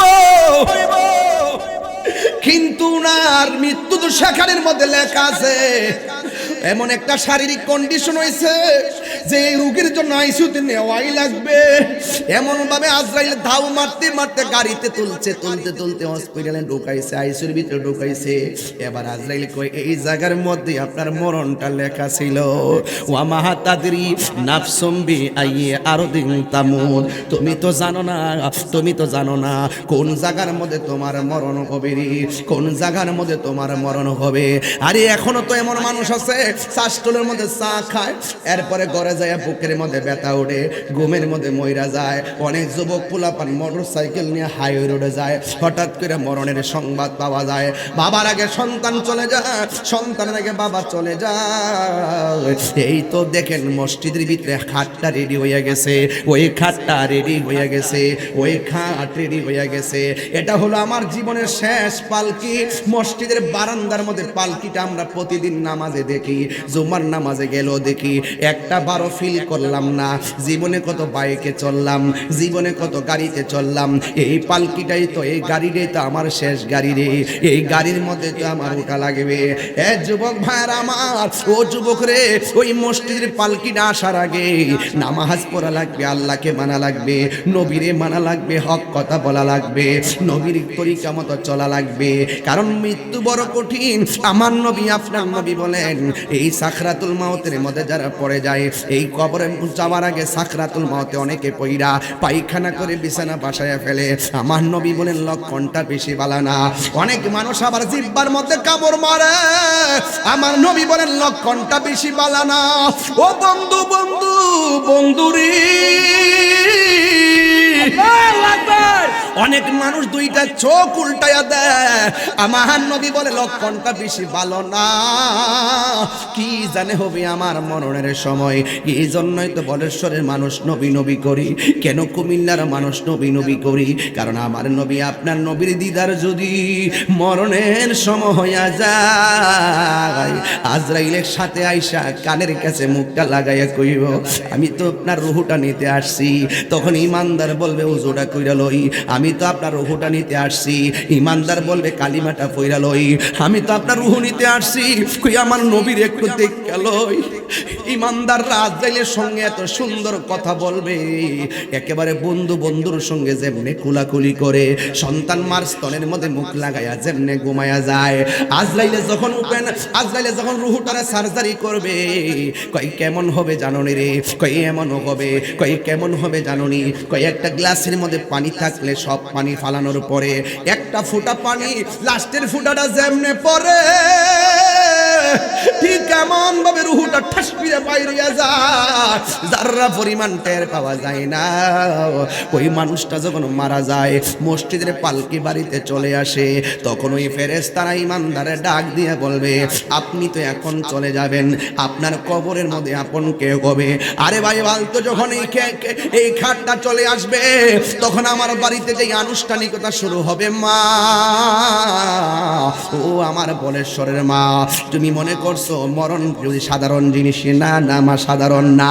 একটাবার খেয়াল করে দেখো মা, তোমার বিয়ের সময় গায়ে হলুদের গোসলটা মনে আসেনি? কয় হ্যাঁ মনে আছে। তাইলে তুমি মনে করো এই দুনিয়া থেকে বিদায় হওয়ার আগে একটা গোসল আছে। ও মা, তোমার মৃত্যুর সময়, তোমার বিয়ের সময় আলাদা একটা গাড়ি দিয়া ফুল সাজাইয়া তোমার সুন্দর করে আনছে, মনে আসেনি? তাইলে মনে রাখো, তোমার মসজিদের পালকি তোমার বাড়িতে হাজির হয়ে যাচ্ছে। ও মা, তোমার মনে আসেনি তোমার বরযাত্রী কেমনে মানুষ নিয়ে আইছে তোমার নেওয়ার জন্য? একটাবার খেয়াল করো, জানাজার ময়দানে হাজার হাজার মানুষ পালকিতে কইরা তোমার লইয়া বিদায় করে দেওয়ার জন্য পাগল হয়ে যাবে। ও মা, তোমার মনে আসেনি বাড়িতে যাওয়ার পরে তোমার একটা ঘরের মধ্যে ঢুকাইয়া দিছিল? কয় হ্যাঁ মনে আছে। তাইলে খেয়াল কইরা দেখো, মানুষগুলা তোমারও একটা ঘরের মধ্যে শোয়া দিয়াইব। তাইলে কাগজে কলমে লিখা রাখো, এই দুনিয়াটা শুধুমাত্র খেলার জায়গা নয়, এই দুনিয়াটা হলো গবেষণার জায়গা। ও মা, একটা বার চিৎকার মারা বলো, ও মা চিৎকার মারা ভাবো, এই দুনিয়াটার মধ্য থেকে তুমি যখন দুনিয়ার দিকে বিদায় হয়ে যাইবা, আসল নায়রের বাড়ি তোমার স্বামীর বাড়ি না, এই স্বামীর বন্ধন ছাইরা আসল নায়রের বাড়ি হইল অন্ধকার কবর। হাত তুলে বলেন না ঠিক কি না বলে?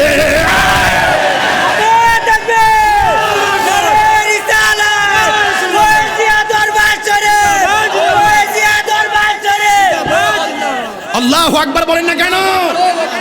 একটা বার চিন্তা করে দেখুন, বাড়ির উপর থেকে কত ধরনের মানুষ আসবে।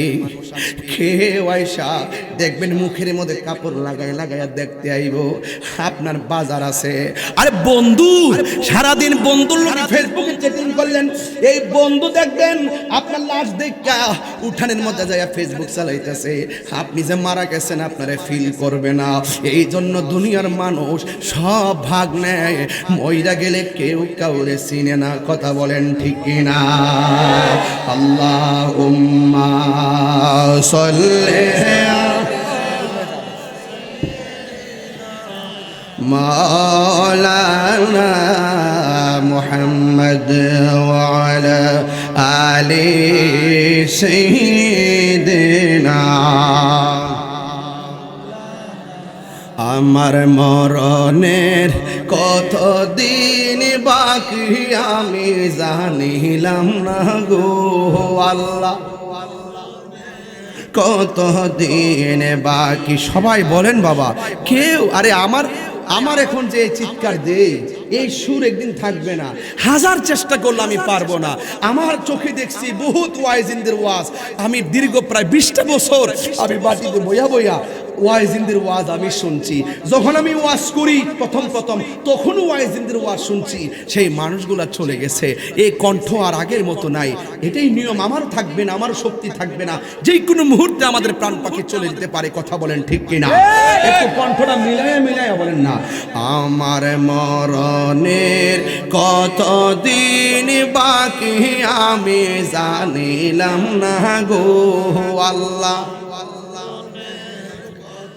দিন বাকি আমার মরণের আমি জানিলাম না গো আল্লাহ, মরণের কত দিন বাকি। আর আজরাইল আসিয়া যখন হস্তে দিবা ধরি, আজরাইল শিয়া যখন হস্তে দিবা দরি তখন আমার মনাবাই করবা লুকালুকি আমি জানিলাম না গো আল্লাহ মরণের কত দিন বাকি আমার মরণের কত দিন বাকি আমি জানিলাম না গো আল্লাহ কত দিন বাকি আর 40 দিনের আগে ভাইরে মতের নিশানি 40 দিনের আগে ভাইরে মতের নিশানি জমদুতে বা ইন্দানি চোখে দিয়া আন্দি আমি জানিলাম না গো আল্লাহ মরণের কত দিন বাকি আমার মরণের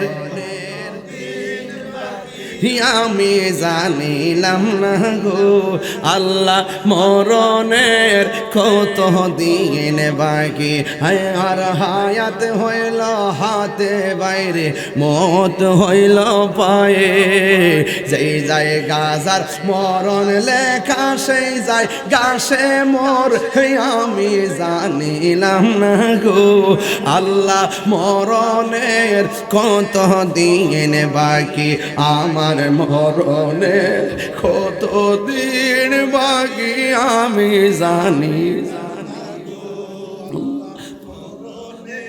কত দিন বাকি আমার মরণের কত দিন বাকি আমি জানিলাম না গো আল্লাহ মরণের কত দিন বাকি একটা জবান বন্ধ রাখবেন না আমি জানি একটু কষ্ট হইতেছে খোলা মাঠে শীতে যদিও কষ্ট হয় একটা বার খেয়াল করে দেখেন না পুরুষ হইলে কাপড় 3টা মহিলা হইলে কাপড় 5টা তল বিছনা সারা কবরের মধ্যে ফালাইয়া রাখবো হাজার হাজার জনম দইরা কবরে কেমনে তাকবো একা একা না কবরে একা একা তোমার বন্ধু যেন সাথী হয়ে দে দেখা হায়রে ও আমার বলেশ্বরের বন্ধু যার যায় সে বুঝে চলে যাওয়ার ব্যথা কত যখন আপনি মারা যাবেন মসজিদের খাট আসবে কি আসবে না আমার সবচাইতে বড় দুর্ভাগ্য বাপটা মারা যাওয়ার পরে মসজিদের ইমাম সাহেবের কাছে দৌড়ায় যায় বলি হুজুর আমার আব্বা মারা গেছে আপনি জানাজাটা পড়াইবেন কি রে বাবা একটা ছেলেরে কিল্লাইগা আলেম বানাইতে পারলেন না কি রে বাবা একটা ছেলেরে কিল্লাইগা হাফেজ বানাইতে পারলেন না নিজের বাপ মার জানাজাটা সন্তান দিয়ে পড়াইতে পারলেন না কাফনের কাপড়টা কাটতে গেলে ওই অনেক দূরে যায় মানুষ আনা লাগে ও বন্ধুরি ও যুবক শুধুমাত্র তাই নয় গোসলটা পর্যন্ত করানো শিখলেন না আমরা মুসলমান এই জন্য বলছি মুসলমান শুধু নামে হলে চলবে না মুসলমানদের অনেক দায়িত্ব আছে কথা বলেন না ঠিক কি না মুসলমান প্রথম চিন্তা করবে আমি মারা যাওয়ার পরে আমার পরিবারের পক্ষ থেকে যেন জানাজানা পড়াইতে পারে কথা বলেন ঠিক কি না বলেন এই জন্য যুবক মারা যাওয়ার পরে মসজিদের খাট আসবে নাকি ঘরের খাট যাবে কই মসজিদের খাট আসবে তোমার বাড়িতে চতুর্দিক দিয়ে কাপড় টানাইয়া দিব এমন ভাবে কাপড় টানাইয়া দিব কাপড় টানাইয়া দেওয়ার পরে লাস্টারে আস্তে আস্তে করে ওই কাপড়ের ভিতরে ঢুকাইয়া দিব ডানে কাপড় বামে কাপড় সামনে কাপড় পিছনে কাপড় দিয়া চতুর্দিক দিয়া বাইন্ডিং দেওয়াইয়া ওই চুলার মধ্যে গরম পানি করব গরম পানি কইরা কাপড়ের ভিতরে ঢুকাইয়া দিব ও বন্ধু জীবনে কত পাতা দেখলাম আম পাতা জাম পাতা বড়ই পাতার কত পাতা দেখলাম এই কথাগুলো প্রায় মাহফিলেও বলি আজকে ওরা অনুরোধ করছে হুজুর এই দিক দিয়ে একটু কথা বলবেন এই দুনিয়ার জমিনে কত পাতা দেখলাম আম পাতা জাম পাতা বড়ই পাতা কত পাতা দেখলাম কোন পাতা দিয়ে মানুষের গরম জল করা হয় না এই বড়ই পাতার গরম জল দিয়া কেন গোসল দেওয়া হয়? এই কথা কেন মৌলবীরা ওয়াজে কয় না? আরে যুবক ভাইয়েরা, জীবনে কত কাপড় দেখলাম, লাল কাপড়, নীল কাপড়, হলুদ কাপড় দেখলাম, কোন কাপড় দিয়া মানুষের লাশটারে বাইন্ডিং দেওয়ায় না। সাদা কাফন দিয়া কেন মানুষটারে লাশটারে বাইন্ডিং দেওয়ায়? এই কথাটা কেন মৌলবীরা ওয়াজে কয় না? ও বন্ধুরি, ও যুবক, তোমার নাকের মধ্যে কেন তুলা দেই কথা কেন কয় না? কানের মধ্যে কেন তোলা দেয় কথা কেন কয় না? এমন ভাবে তোমারে সুন্দর করে নাকের মধ্যে তোলা দেয়। এখন জিজ্ঞাসা করি ভাই, নাকের মধ্যে কেন তোলা দিলা? কয় হুজুর, গোসল করাইতে গেলে নাক দিয়া যদি পানি ঢুকে কষ্ট পাইব। দেখছেন নি কত মায়া, মায়া রে কত মায়া। কানের মধ্যে তুলা দেয় কত মায়া, মায়া রে মায়া। ওরে গোসল দেয় গরম পানি, বেশি গরম পানি দেয় না, আবার ঠান্ডাও দেয় না। কত মায়া, মায়া রে মায়া।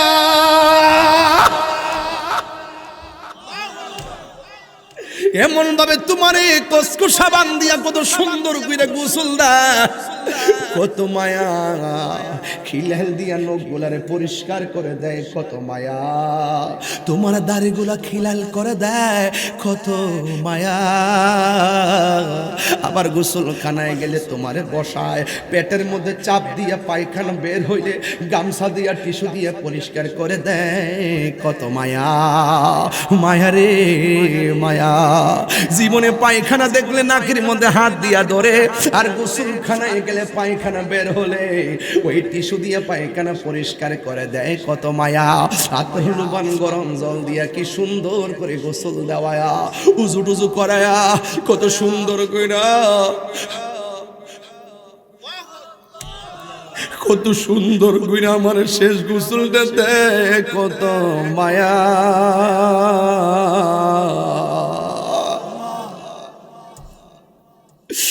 ও বন্ধু, ও বন্ধু, জীবনে কত মানুষের গোসল দেখছো, একবার ভাবছেননি আমার গোসলের আনুষ্ঠানিকতা তো এটাই? আমার বাপের গোসলের আনুষ্ঠানিকতা, শেষ গোসলের আনুষ্ঠানিকতা, এটাও তো আমারই আনুষ্ঠানিকতা। একদিন আমরা এমন ভাবে শুয়ে যাব রে, সাজিয়ে গুজিয়ে দেমুরে সজনী তোরা, সাজিয়ে গুজিয়ে দেমুরে।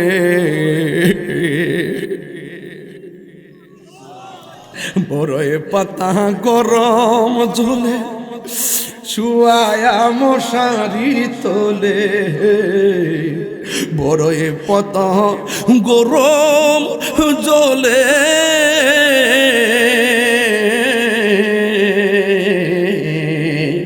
বড়ই পাতা গরম জলে শোয়া মশারি তোলে, সাদা কাফন আমায় পরাইতে সজনী তোরা, সাজিয়ে গুজিয়ে দে মোরে। এত রঙিন এত কাপড় কিছুই ভালো লাগে না মোর, এত রঙিন এত কাপড়,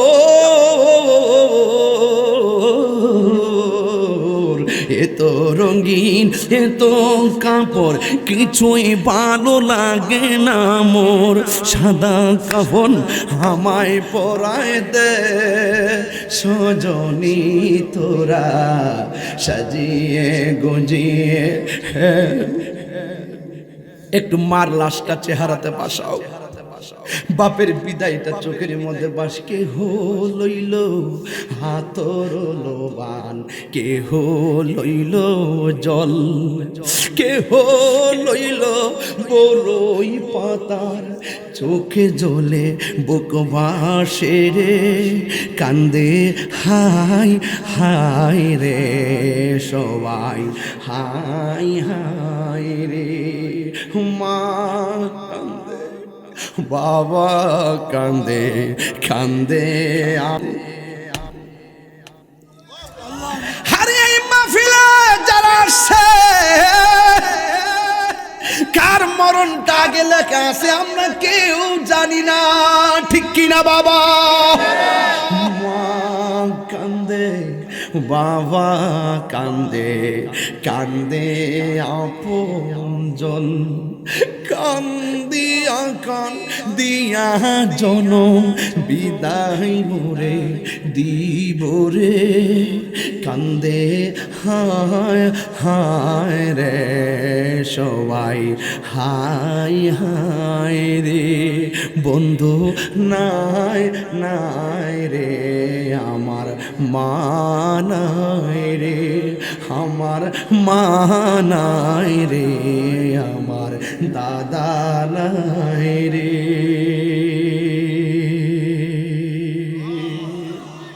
যুবক ভাইরা আমার, আখিরি কালাম, শেষ কালাম। এই নিঃশ্বাসের কোনো বিশ্বাস? তুমি ফজর কাজা করছো, জোহরে পড়বা, জোহর আসার আগে আজরাইল চলে আসতে পারে। আপনি মনে করতেছেন হাসেন, কথা বলেন, আমি তো তাকাই দেখতেছি প্রত্যেকটা চোখের পানিগুলা চলচল করতেছে। আমি তো তাকাই দেখতেছি মানুষগুলা মনে হয় এই পৃথিবী থেকে হারিয়ে গেছে। একটার মুখে হাসি নাই, একজনের মুখে দুনিয়ার কোনো চিন্তা নাই, কেউ কথা বলে না, কেউ বন্ধুর সঙ্গে বন্ধু এক সেকেন্ড কথা না বলে পারে না, গায়ের সঙ্গে গায়ে লাগিয়ে রেখেছে আর পরে কথা বলে না। কেন কথা বলে না? একটাই কারণ, বন্ধুরে তুই আমার পাশে, তোকে ছেড়ে কখন আমি চলে যাই আমি তো জানি না। এ দোস্ত, এই পৃথিবীর সব আপন আপন জায়গায় পড়ে থাকবে, কে কখন চলে যায় কেউ জানে না।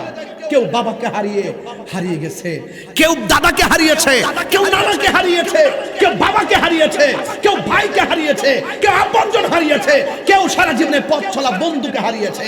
ও বন্ধু, বন্ধুরে তোর সঙ্গে ওই বন্ধুত্ব করতে চাই যেই বন্ধুত্বের বন্ধনে আমাদের শেষ ঠিকানা হবে সেই মদিনাওয়ালার প্রেমের কাছে।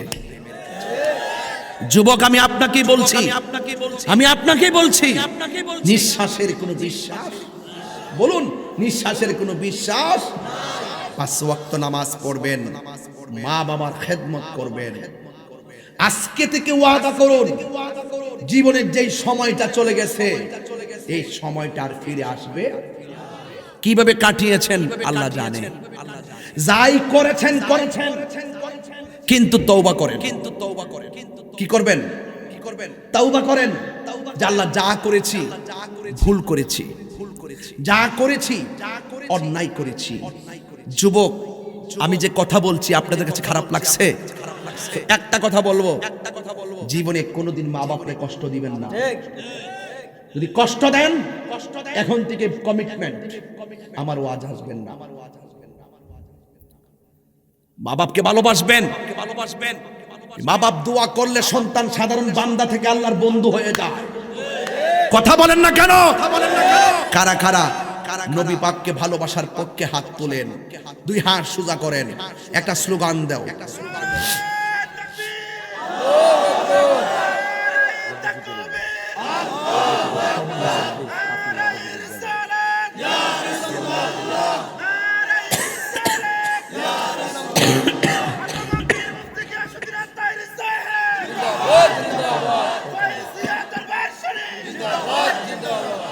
আল্লাহু আকবার বলেন, আরো বড় করে আল্লাহু আকবার।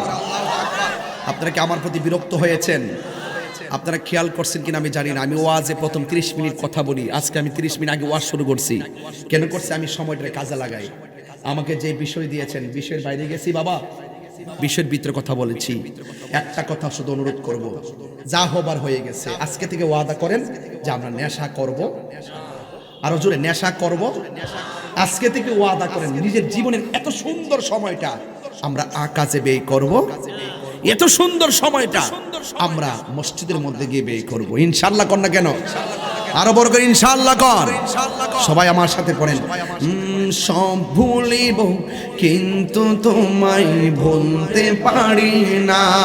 বলুন সব ভুলিব, ভুলিনি, ভুলবো না, ভুলতে পারি না, ভুলিনি, ভুলবো না, ভুলতে পারি না, সব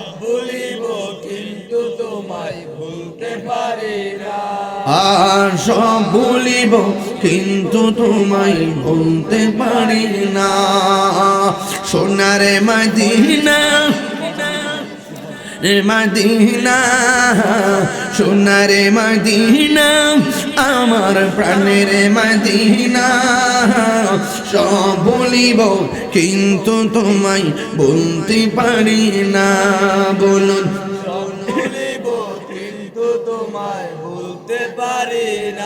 এই জান্নাতের বাগান তোমায় নবী বলেছে, খাকে সে ফারদিকারি তোমায় করেছে। জান্নাতের বাগান তোমায় নবী বলেছে, খাকে সে ফারদিকারি তোমায় করেছে। ওরে তোমার বুকে প্রবাহিত নূরের ঝর্ণা, তোমার বুকে ঝর্ণা। সব ভুলিব কিন্তু তোমায় ভুলতে পারি না। বলুন সব ভুলিব কিন্তু তোমায় ভুলিনি, ভুলবো না, ভুলতে পারি না। হ্যাঁ ভুলিনি, ভুলবো না, ভুলতে পারি না। সব ভুলিব কিন্তু তোমায় ভুলতে পারি না। জান্নাতের বাগান তোমায় নবী বলেছে, খাকে সে ফারদিকারি তোমায় করেছে। জান্নাতের বাগান তোমায় নবী বলেছে, খাকে সে ফারদিকারি তোমায় করেছে। আরে তোমার বুকে শুয়ে আছে শাহে মদিনা, তোমার বুকে শুয়ে আছে শাহে মদিনা। সব ভুলিব কিন্তু তোমায় ভুলতে পারি না। বলুন সব ভুলিব, মাশাআল্লাহ, ভুলতে পারি না। ভুলিনি, ভুলবো না, ভুলতে পারি না। ভুলিনি, ভুলবো না, ভুলতে পারি না। সব ভুলিব কিন্তু তোমায় ভুলতে পারি না। সব ভুলিব কিন্তু তোমায় ভুলতে পারি না। মারহাবা বলেন। একটা শান গাইছি নবীর খেদমতে। কষ্ট হয়েছে আপনাদের? আমরা মদিনা যেতে চাই কি চাই না? আরো জোরে চাই কি চাই না? আরো বড় করে চাই কি চাই না? মদিনায় যে একবার গিয়েছে বারবার যেতে মন চায়, ঠিক কি না? এই জন্য যুবক ভাইয়েরা, মদিনা অনেক সুন্দর। মারহাবা বলেন। আমারে বারবার পিছন দিক থেকে গোতাইতেছে। আমি আসলে ওয়াজের ধারা ছিল, আমার একটা মানবিক ভাবে একটা ওয়াজের আজকাল ছিল। ওরা বলতেছে হুজুর 2-3 মিনিট হলো একটু জিকির করবেন। জিকির করব, তোমরা তো আমার কাপড় চোপড় ফুল দিয়ে বলাইলে। এবার এটা কিন্তু আমার সাদা কাপড়, আমি ঢাকা যাব, এই যে ফুল টুল দিয়ে দেখেন, এই যে দেখেন কাপড় চোপড় তো বলাইলেছি। কিন্তু গিফট করলে কোন সময় করবো? পাগল নাকি? মারহাবা জোরে বলেন, আরো জোরে, আরো জোরে। আমার জীবন মরণ সাজাবো মাদানী রঙে। মারহাবা গন্না, মানে যারা দাড়ি রাখেন না, দাড়ি রাখতে বলেন নারে তাকবীর, মদিনার রং।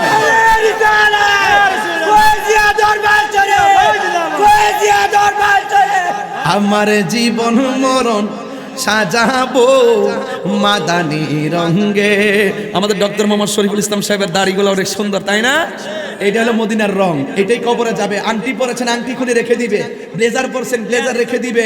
কাইতন পরছেন, কাইতন রেখে দিবে। জুতা পরছেন, খুলে রেখে দিবে। কিন্তু দাড়িটা যদি বুদ্ধি করে রাখতে পারেন আর রাখবে না, এই অলংকারটা সাথে সাথে কবরে যাবে। কথা বলেন।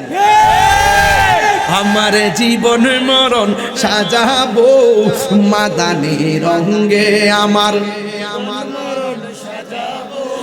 মাদানী রঙে। সেই রঙে রঙিনী হলে, সেই রঙে রঙিনী হলে আল্লাহ রাসূল থাকিবেন আমার সঙ্গে, ঠিক কিনা?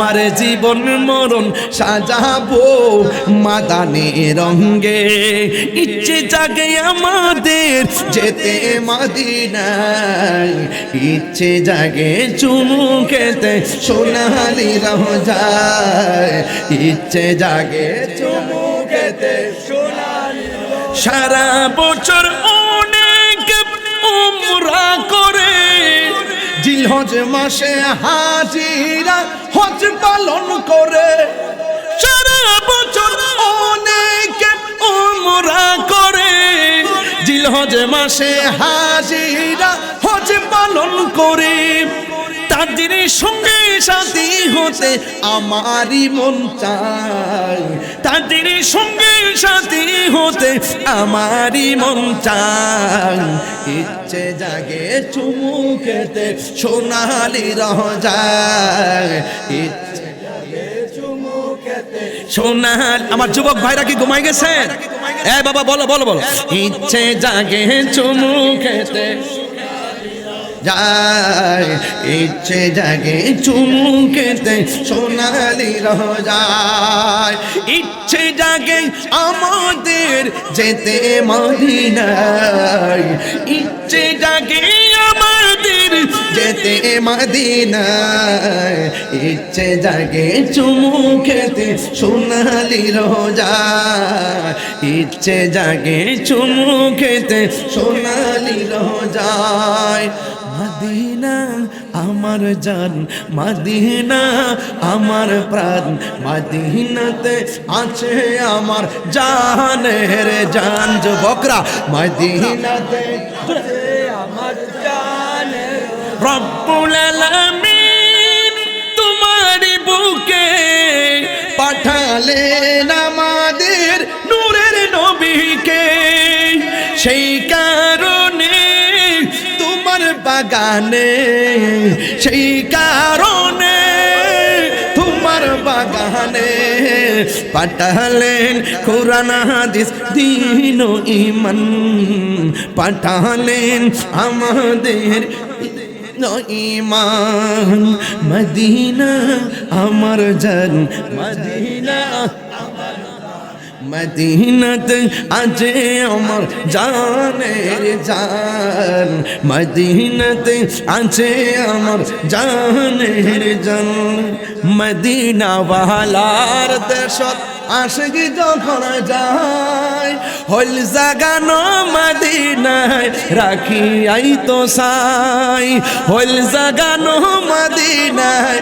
রাখি আই তো সাই মদিনা ওয়ালার দেশত আশিকি যখন যায় মদিনা ওয়ালার দেশত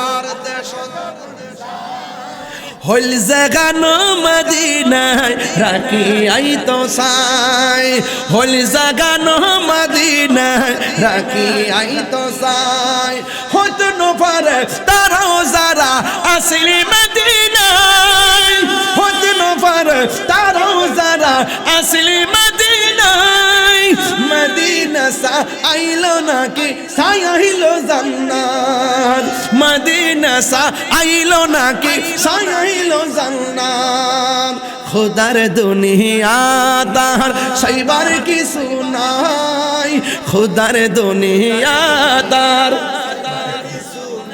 আই হল জাগানো মদিনা রাখি আই তো সাই হল জাগানো মদিনা রাখি আই তো সাই মদিনা বাহালার দেশত আশিকি যখন যাই হল জাগানো মদিনা রাখি আই তো সাই হল জাগানো মদিনা রাখি আই তো সাই মারহাবা গো খুশি না বেজার খুশি না বেজার বাবা এটা চিটাগাং গেলে আমি গাই আর কি এখন তখন কুমিল্লা চালাই দিছে কি এটা তো চিটাগাং ডিভিশন কথা কোন ঠিক কিনা রহমতে আলম না এটা কে দিছে আরে বাবা মারহাবা জোরে কোন বাবা আমি কিন্তু একটু বেশি গজল গায়ে ফেলতেছি ওই আমার বড় ভাই আল্লামা হাফেজ ওয়ালিউল্লাহ আশিকি হুজুর অসুস্থ দীর্ঘদিন অসুস্থ ছিলেন আল্লাহ এখন সুস্থ করেছেন এরপর আল্লাহ যেন পরিপূর্ণ সুস্থতা নসিব করেন। এই জন্য আমি হুজুরের জন্য দোয়া করি। আর হুজুরকে আজকে মিস করতেছি। এই মাহফিল আমরা দুই ভাইয়ের মাহফিল, কথা বল আশিক হুজুর, তাহিরি হুজুর, এই প্যাকেজে এই মাহফিলটা চলছে, কথা কন ঠিক কিনা? তো আমি আসলে ইমার্জেন্সি মাহফিল দিয়েছি বলে হয়তো বড় ভাইয়ের সাথে টাইমিংটা মিলছে না, এই জন্য যাই হোক, তারপর আমরা হুজুরকে মিস করি। কিন্তু হুজুরের মুখনিসৃত আর ওই কলমের খোঁচায় যে মদিনার প্রেমের গজলগুলো তিনি লিখেন, মদিনার সবুজ গম্বুজ দেখে দেখে যিনি গজলগুলো লিখেন না, ওই গজলটা একটু বলবো, রাজি আছেন?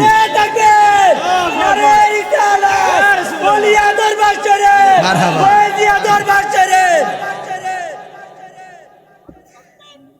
রহমতে আলম নূরে মুজাসসাম, রহমতে আলম নূরে মুজাসসাম, সাহাবীরা আতর বানাই ওই নবীর গাম, বলো সাহাবীরা আতর বানাই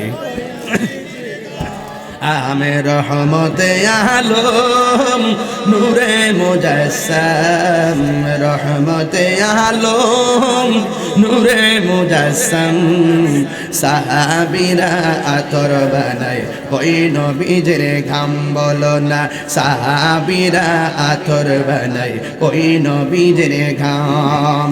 উস্তুনে হান্নানায়ক খেজুর গাছের নাম, যাকে ধরে খুতবা দিতেন রাসূল আকরাম, বলো না উস্তুনে হান্নানায়ক খেজুর গাছের নাম, যাকে ধরে খুতবা দিতেন রাসূল আকরাম।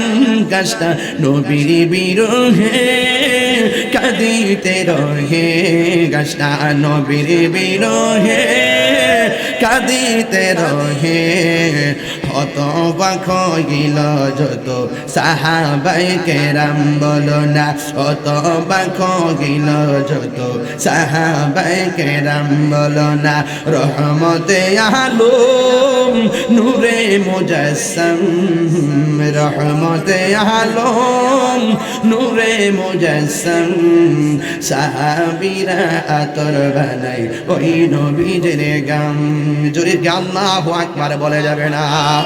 চিনো জানো মানো কেমন আমার নবীজি, চিনো জানো মানো কেমন আমার নবীজি,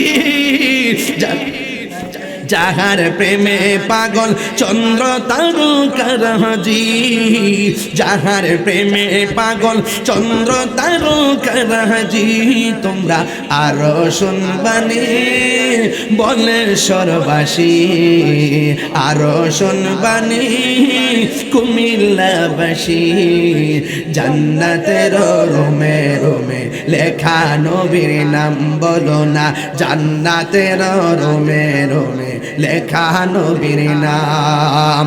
রহমতে আলম নূরে মুজাসসাম, রহমতে আলম নূরে মুজাসসাম, সাহাবীরা আতর বানায় ওই নবীর ঘাম। মারহাবা কেন কেন? নারে তাকবীর, নারে রিসালাত, নারে হায়দারি, নারে গাউসিয়া, আহলে সুন্নাত ওয়াল জামাত। তুমি কে আমি কে? নারে তাকবীর। খুশি না বেজার?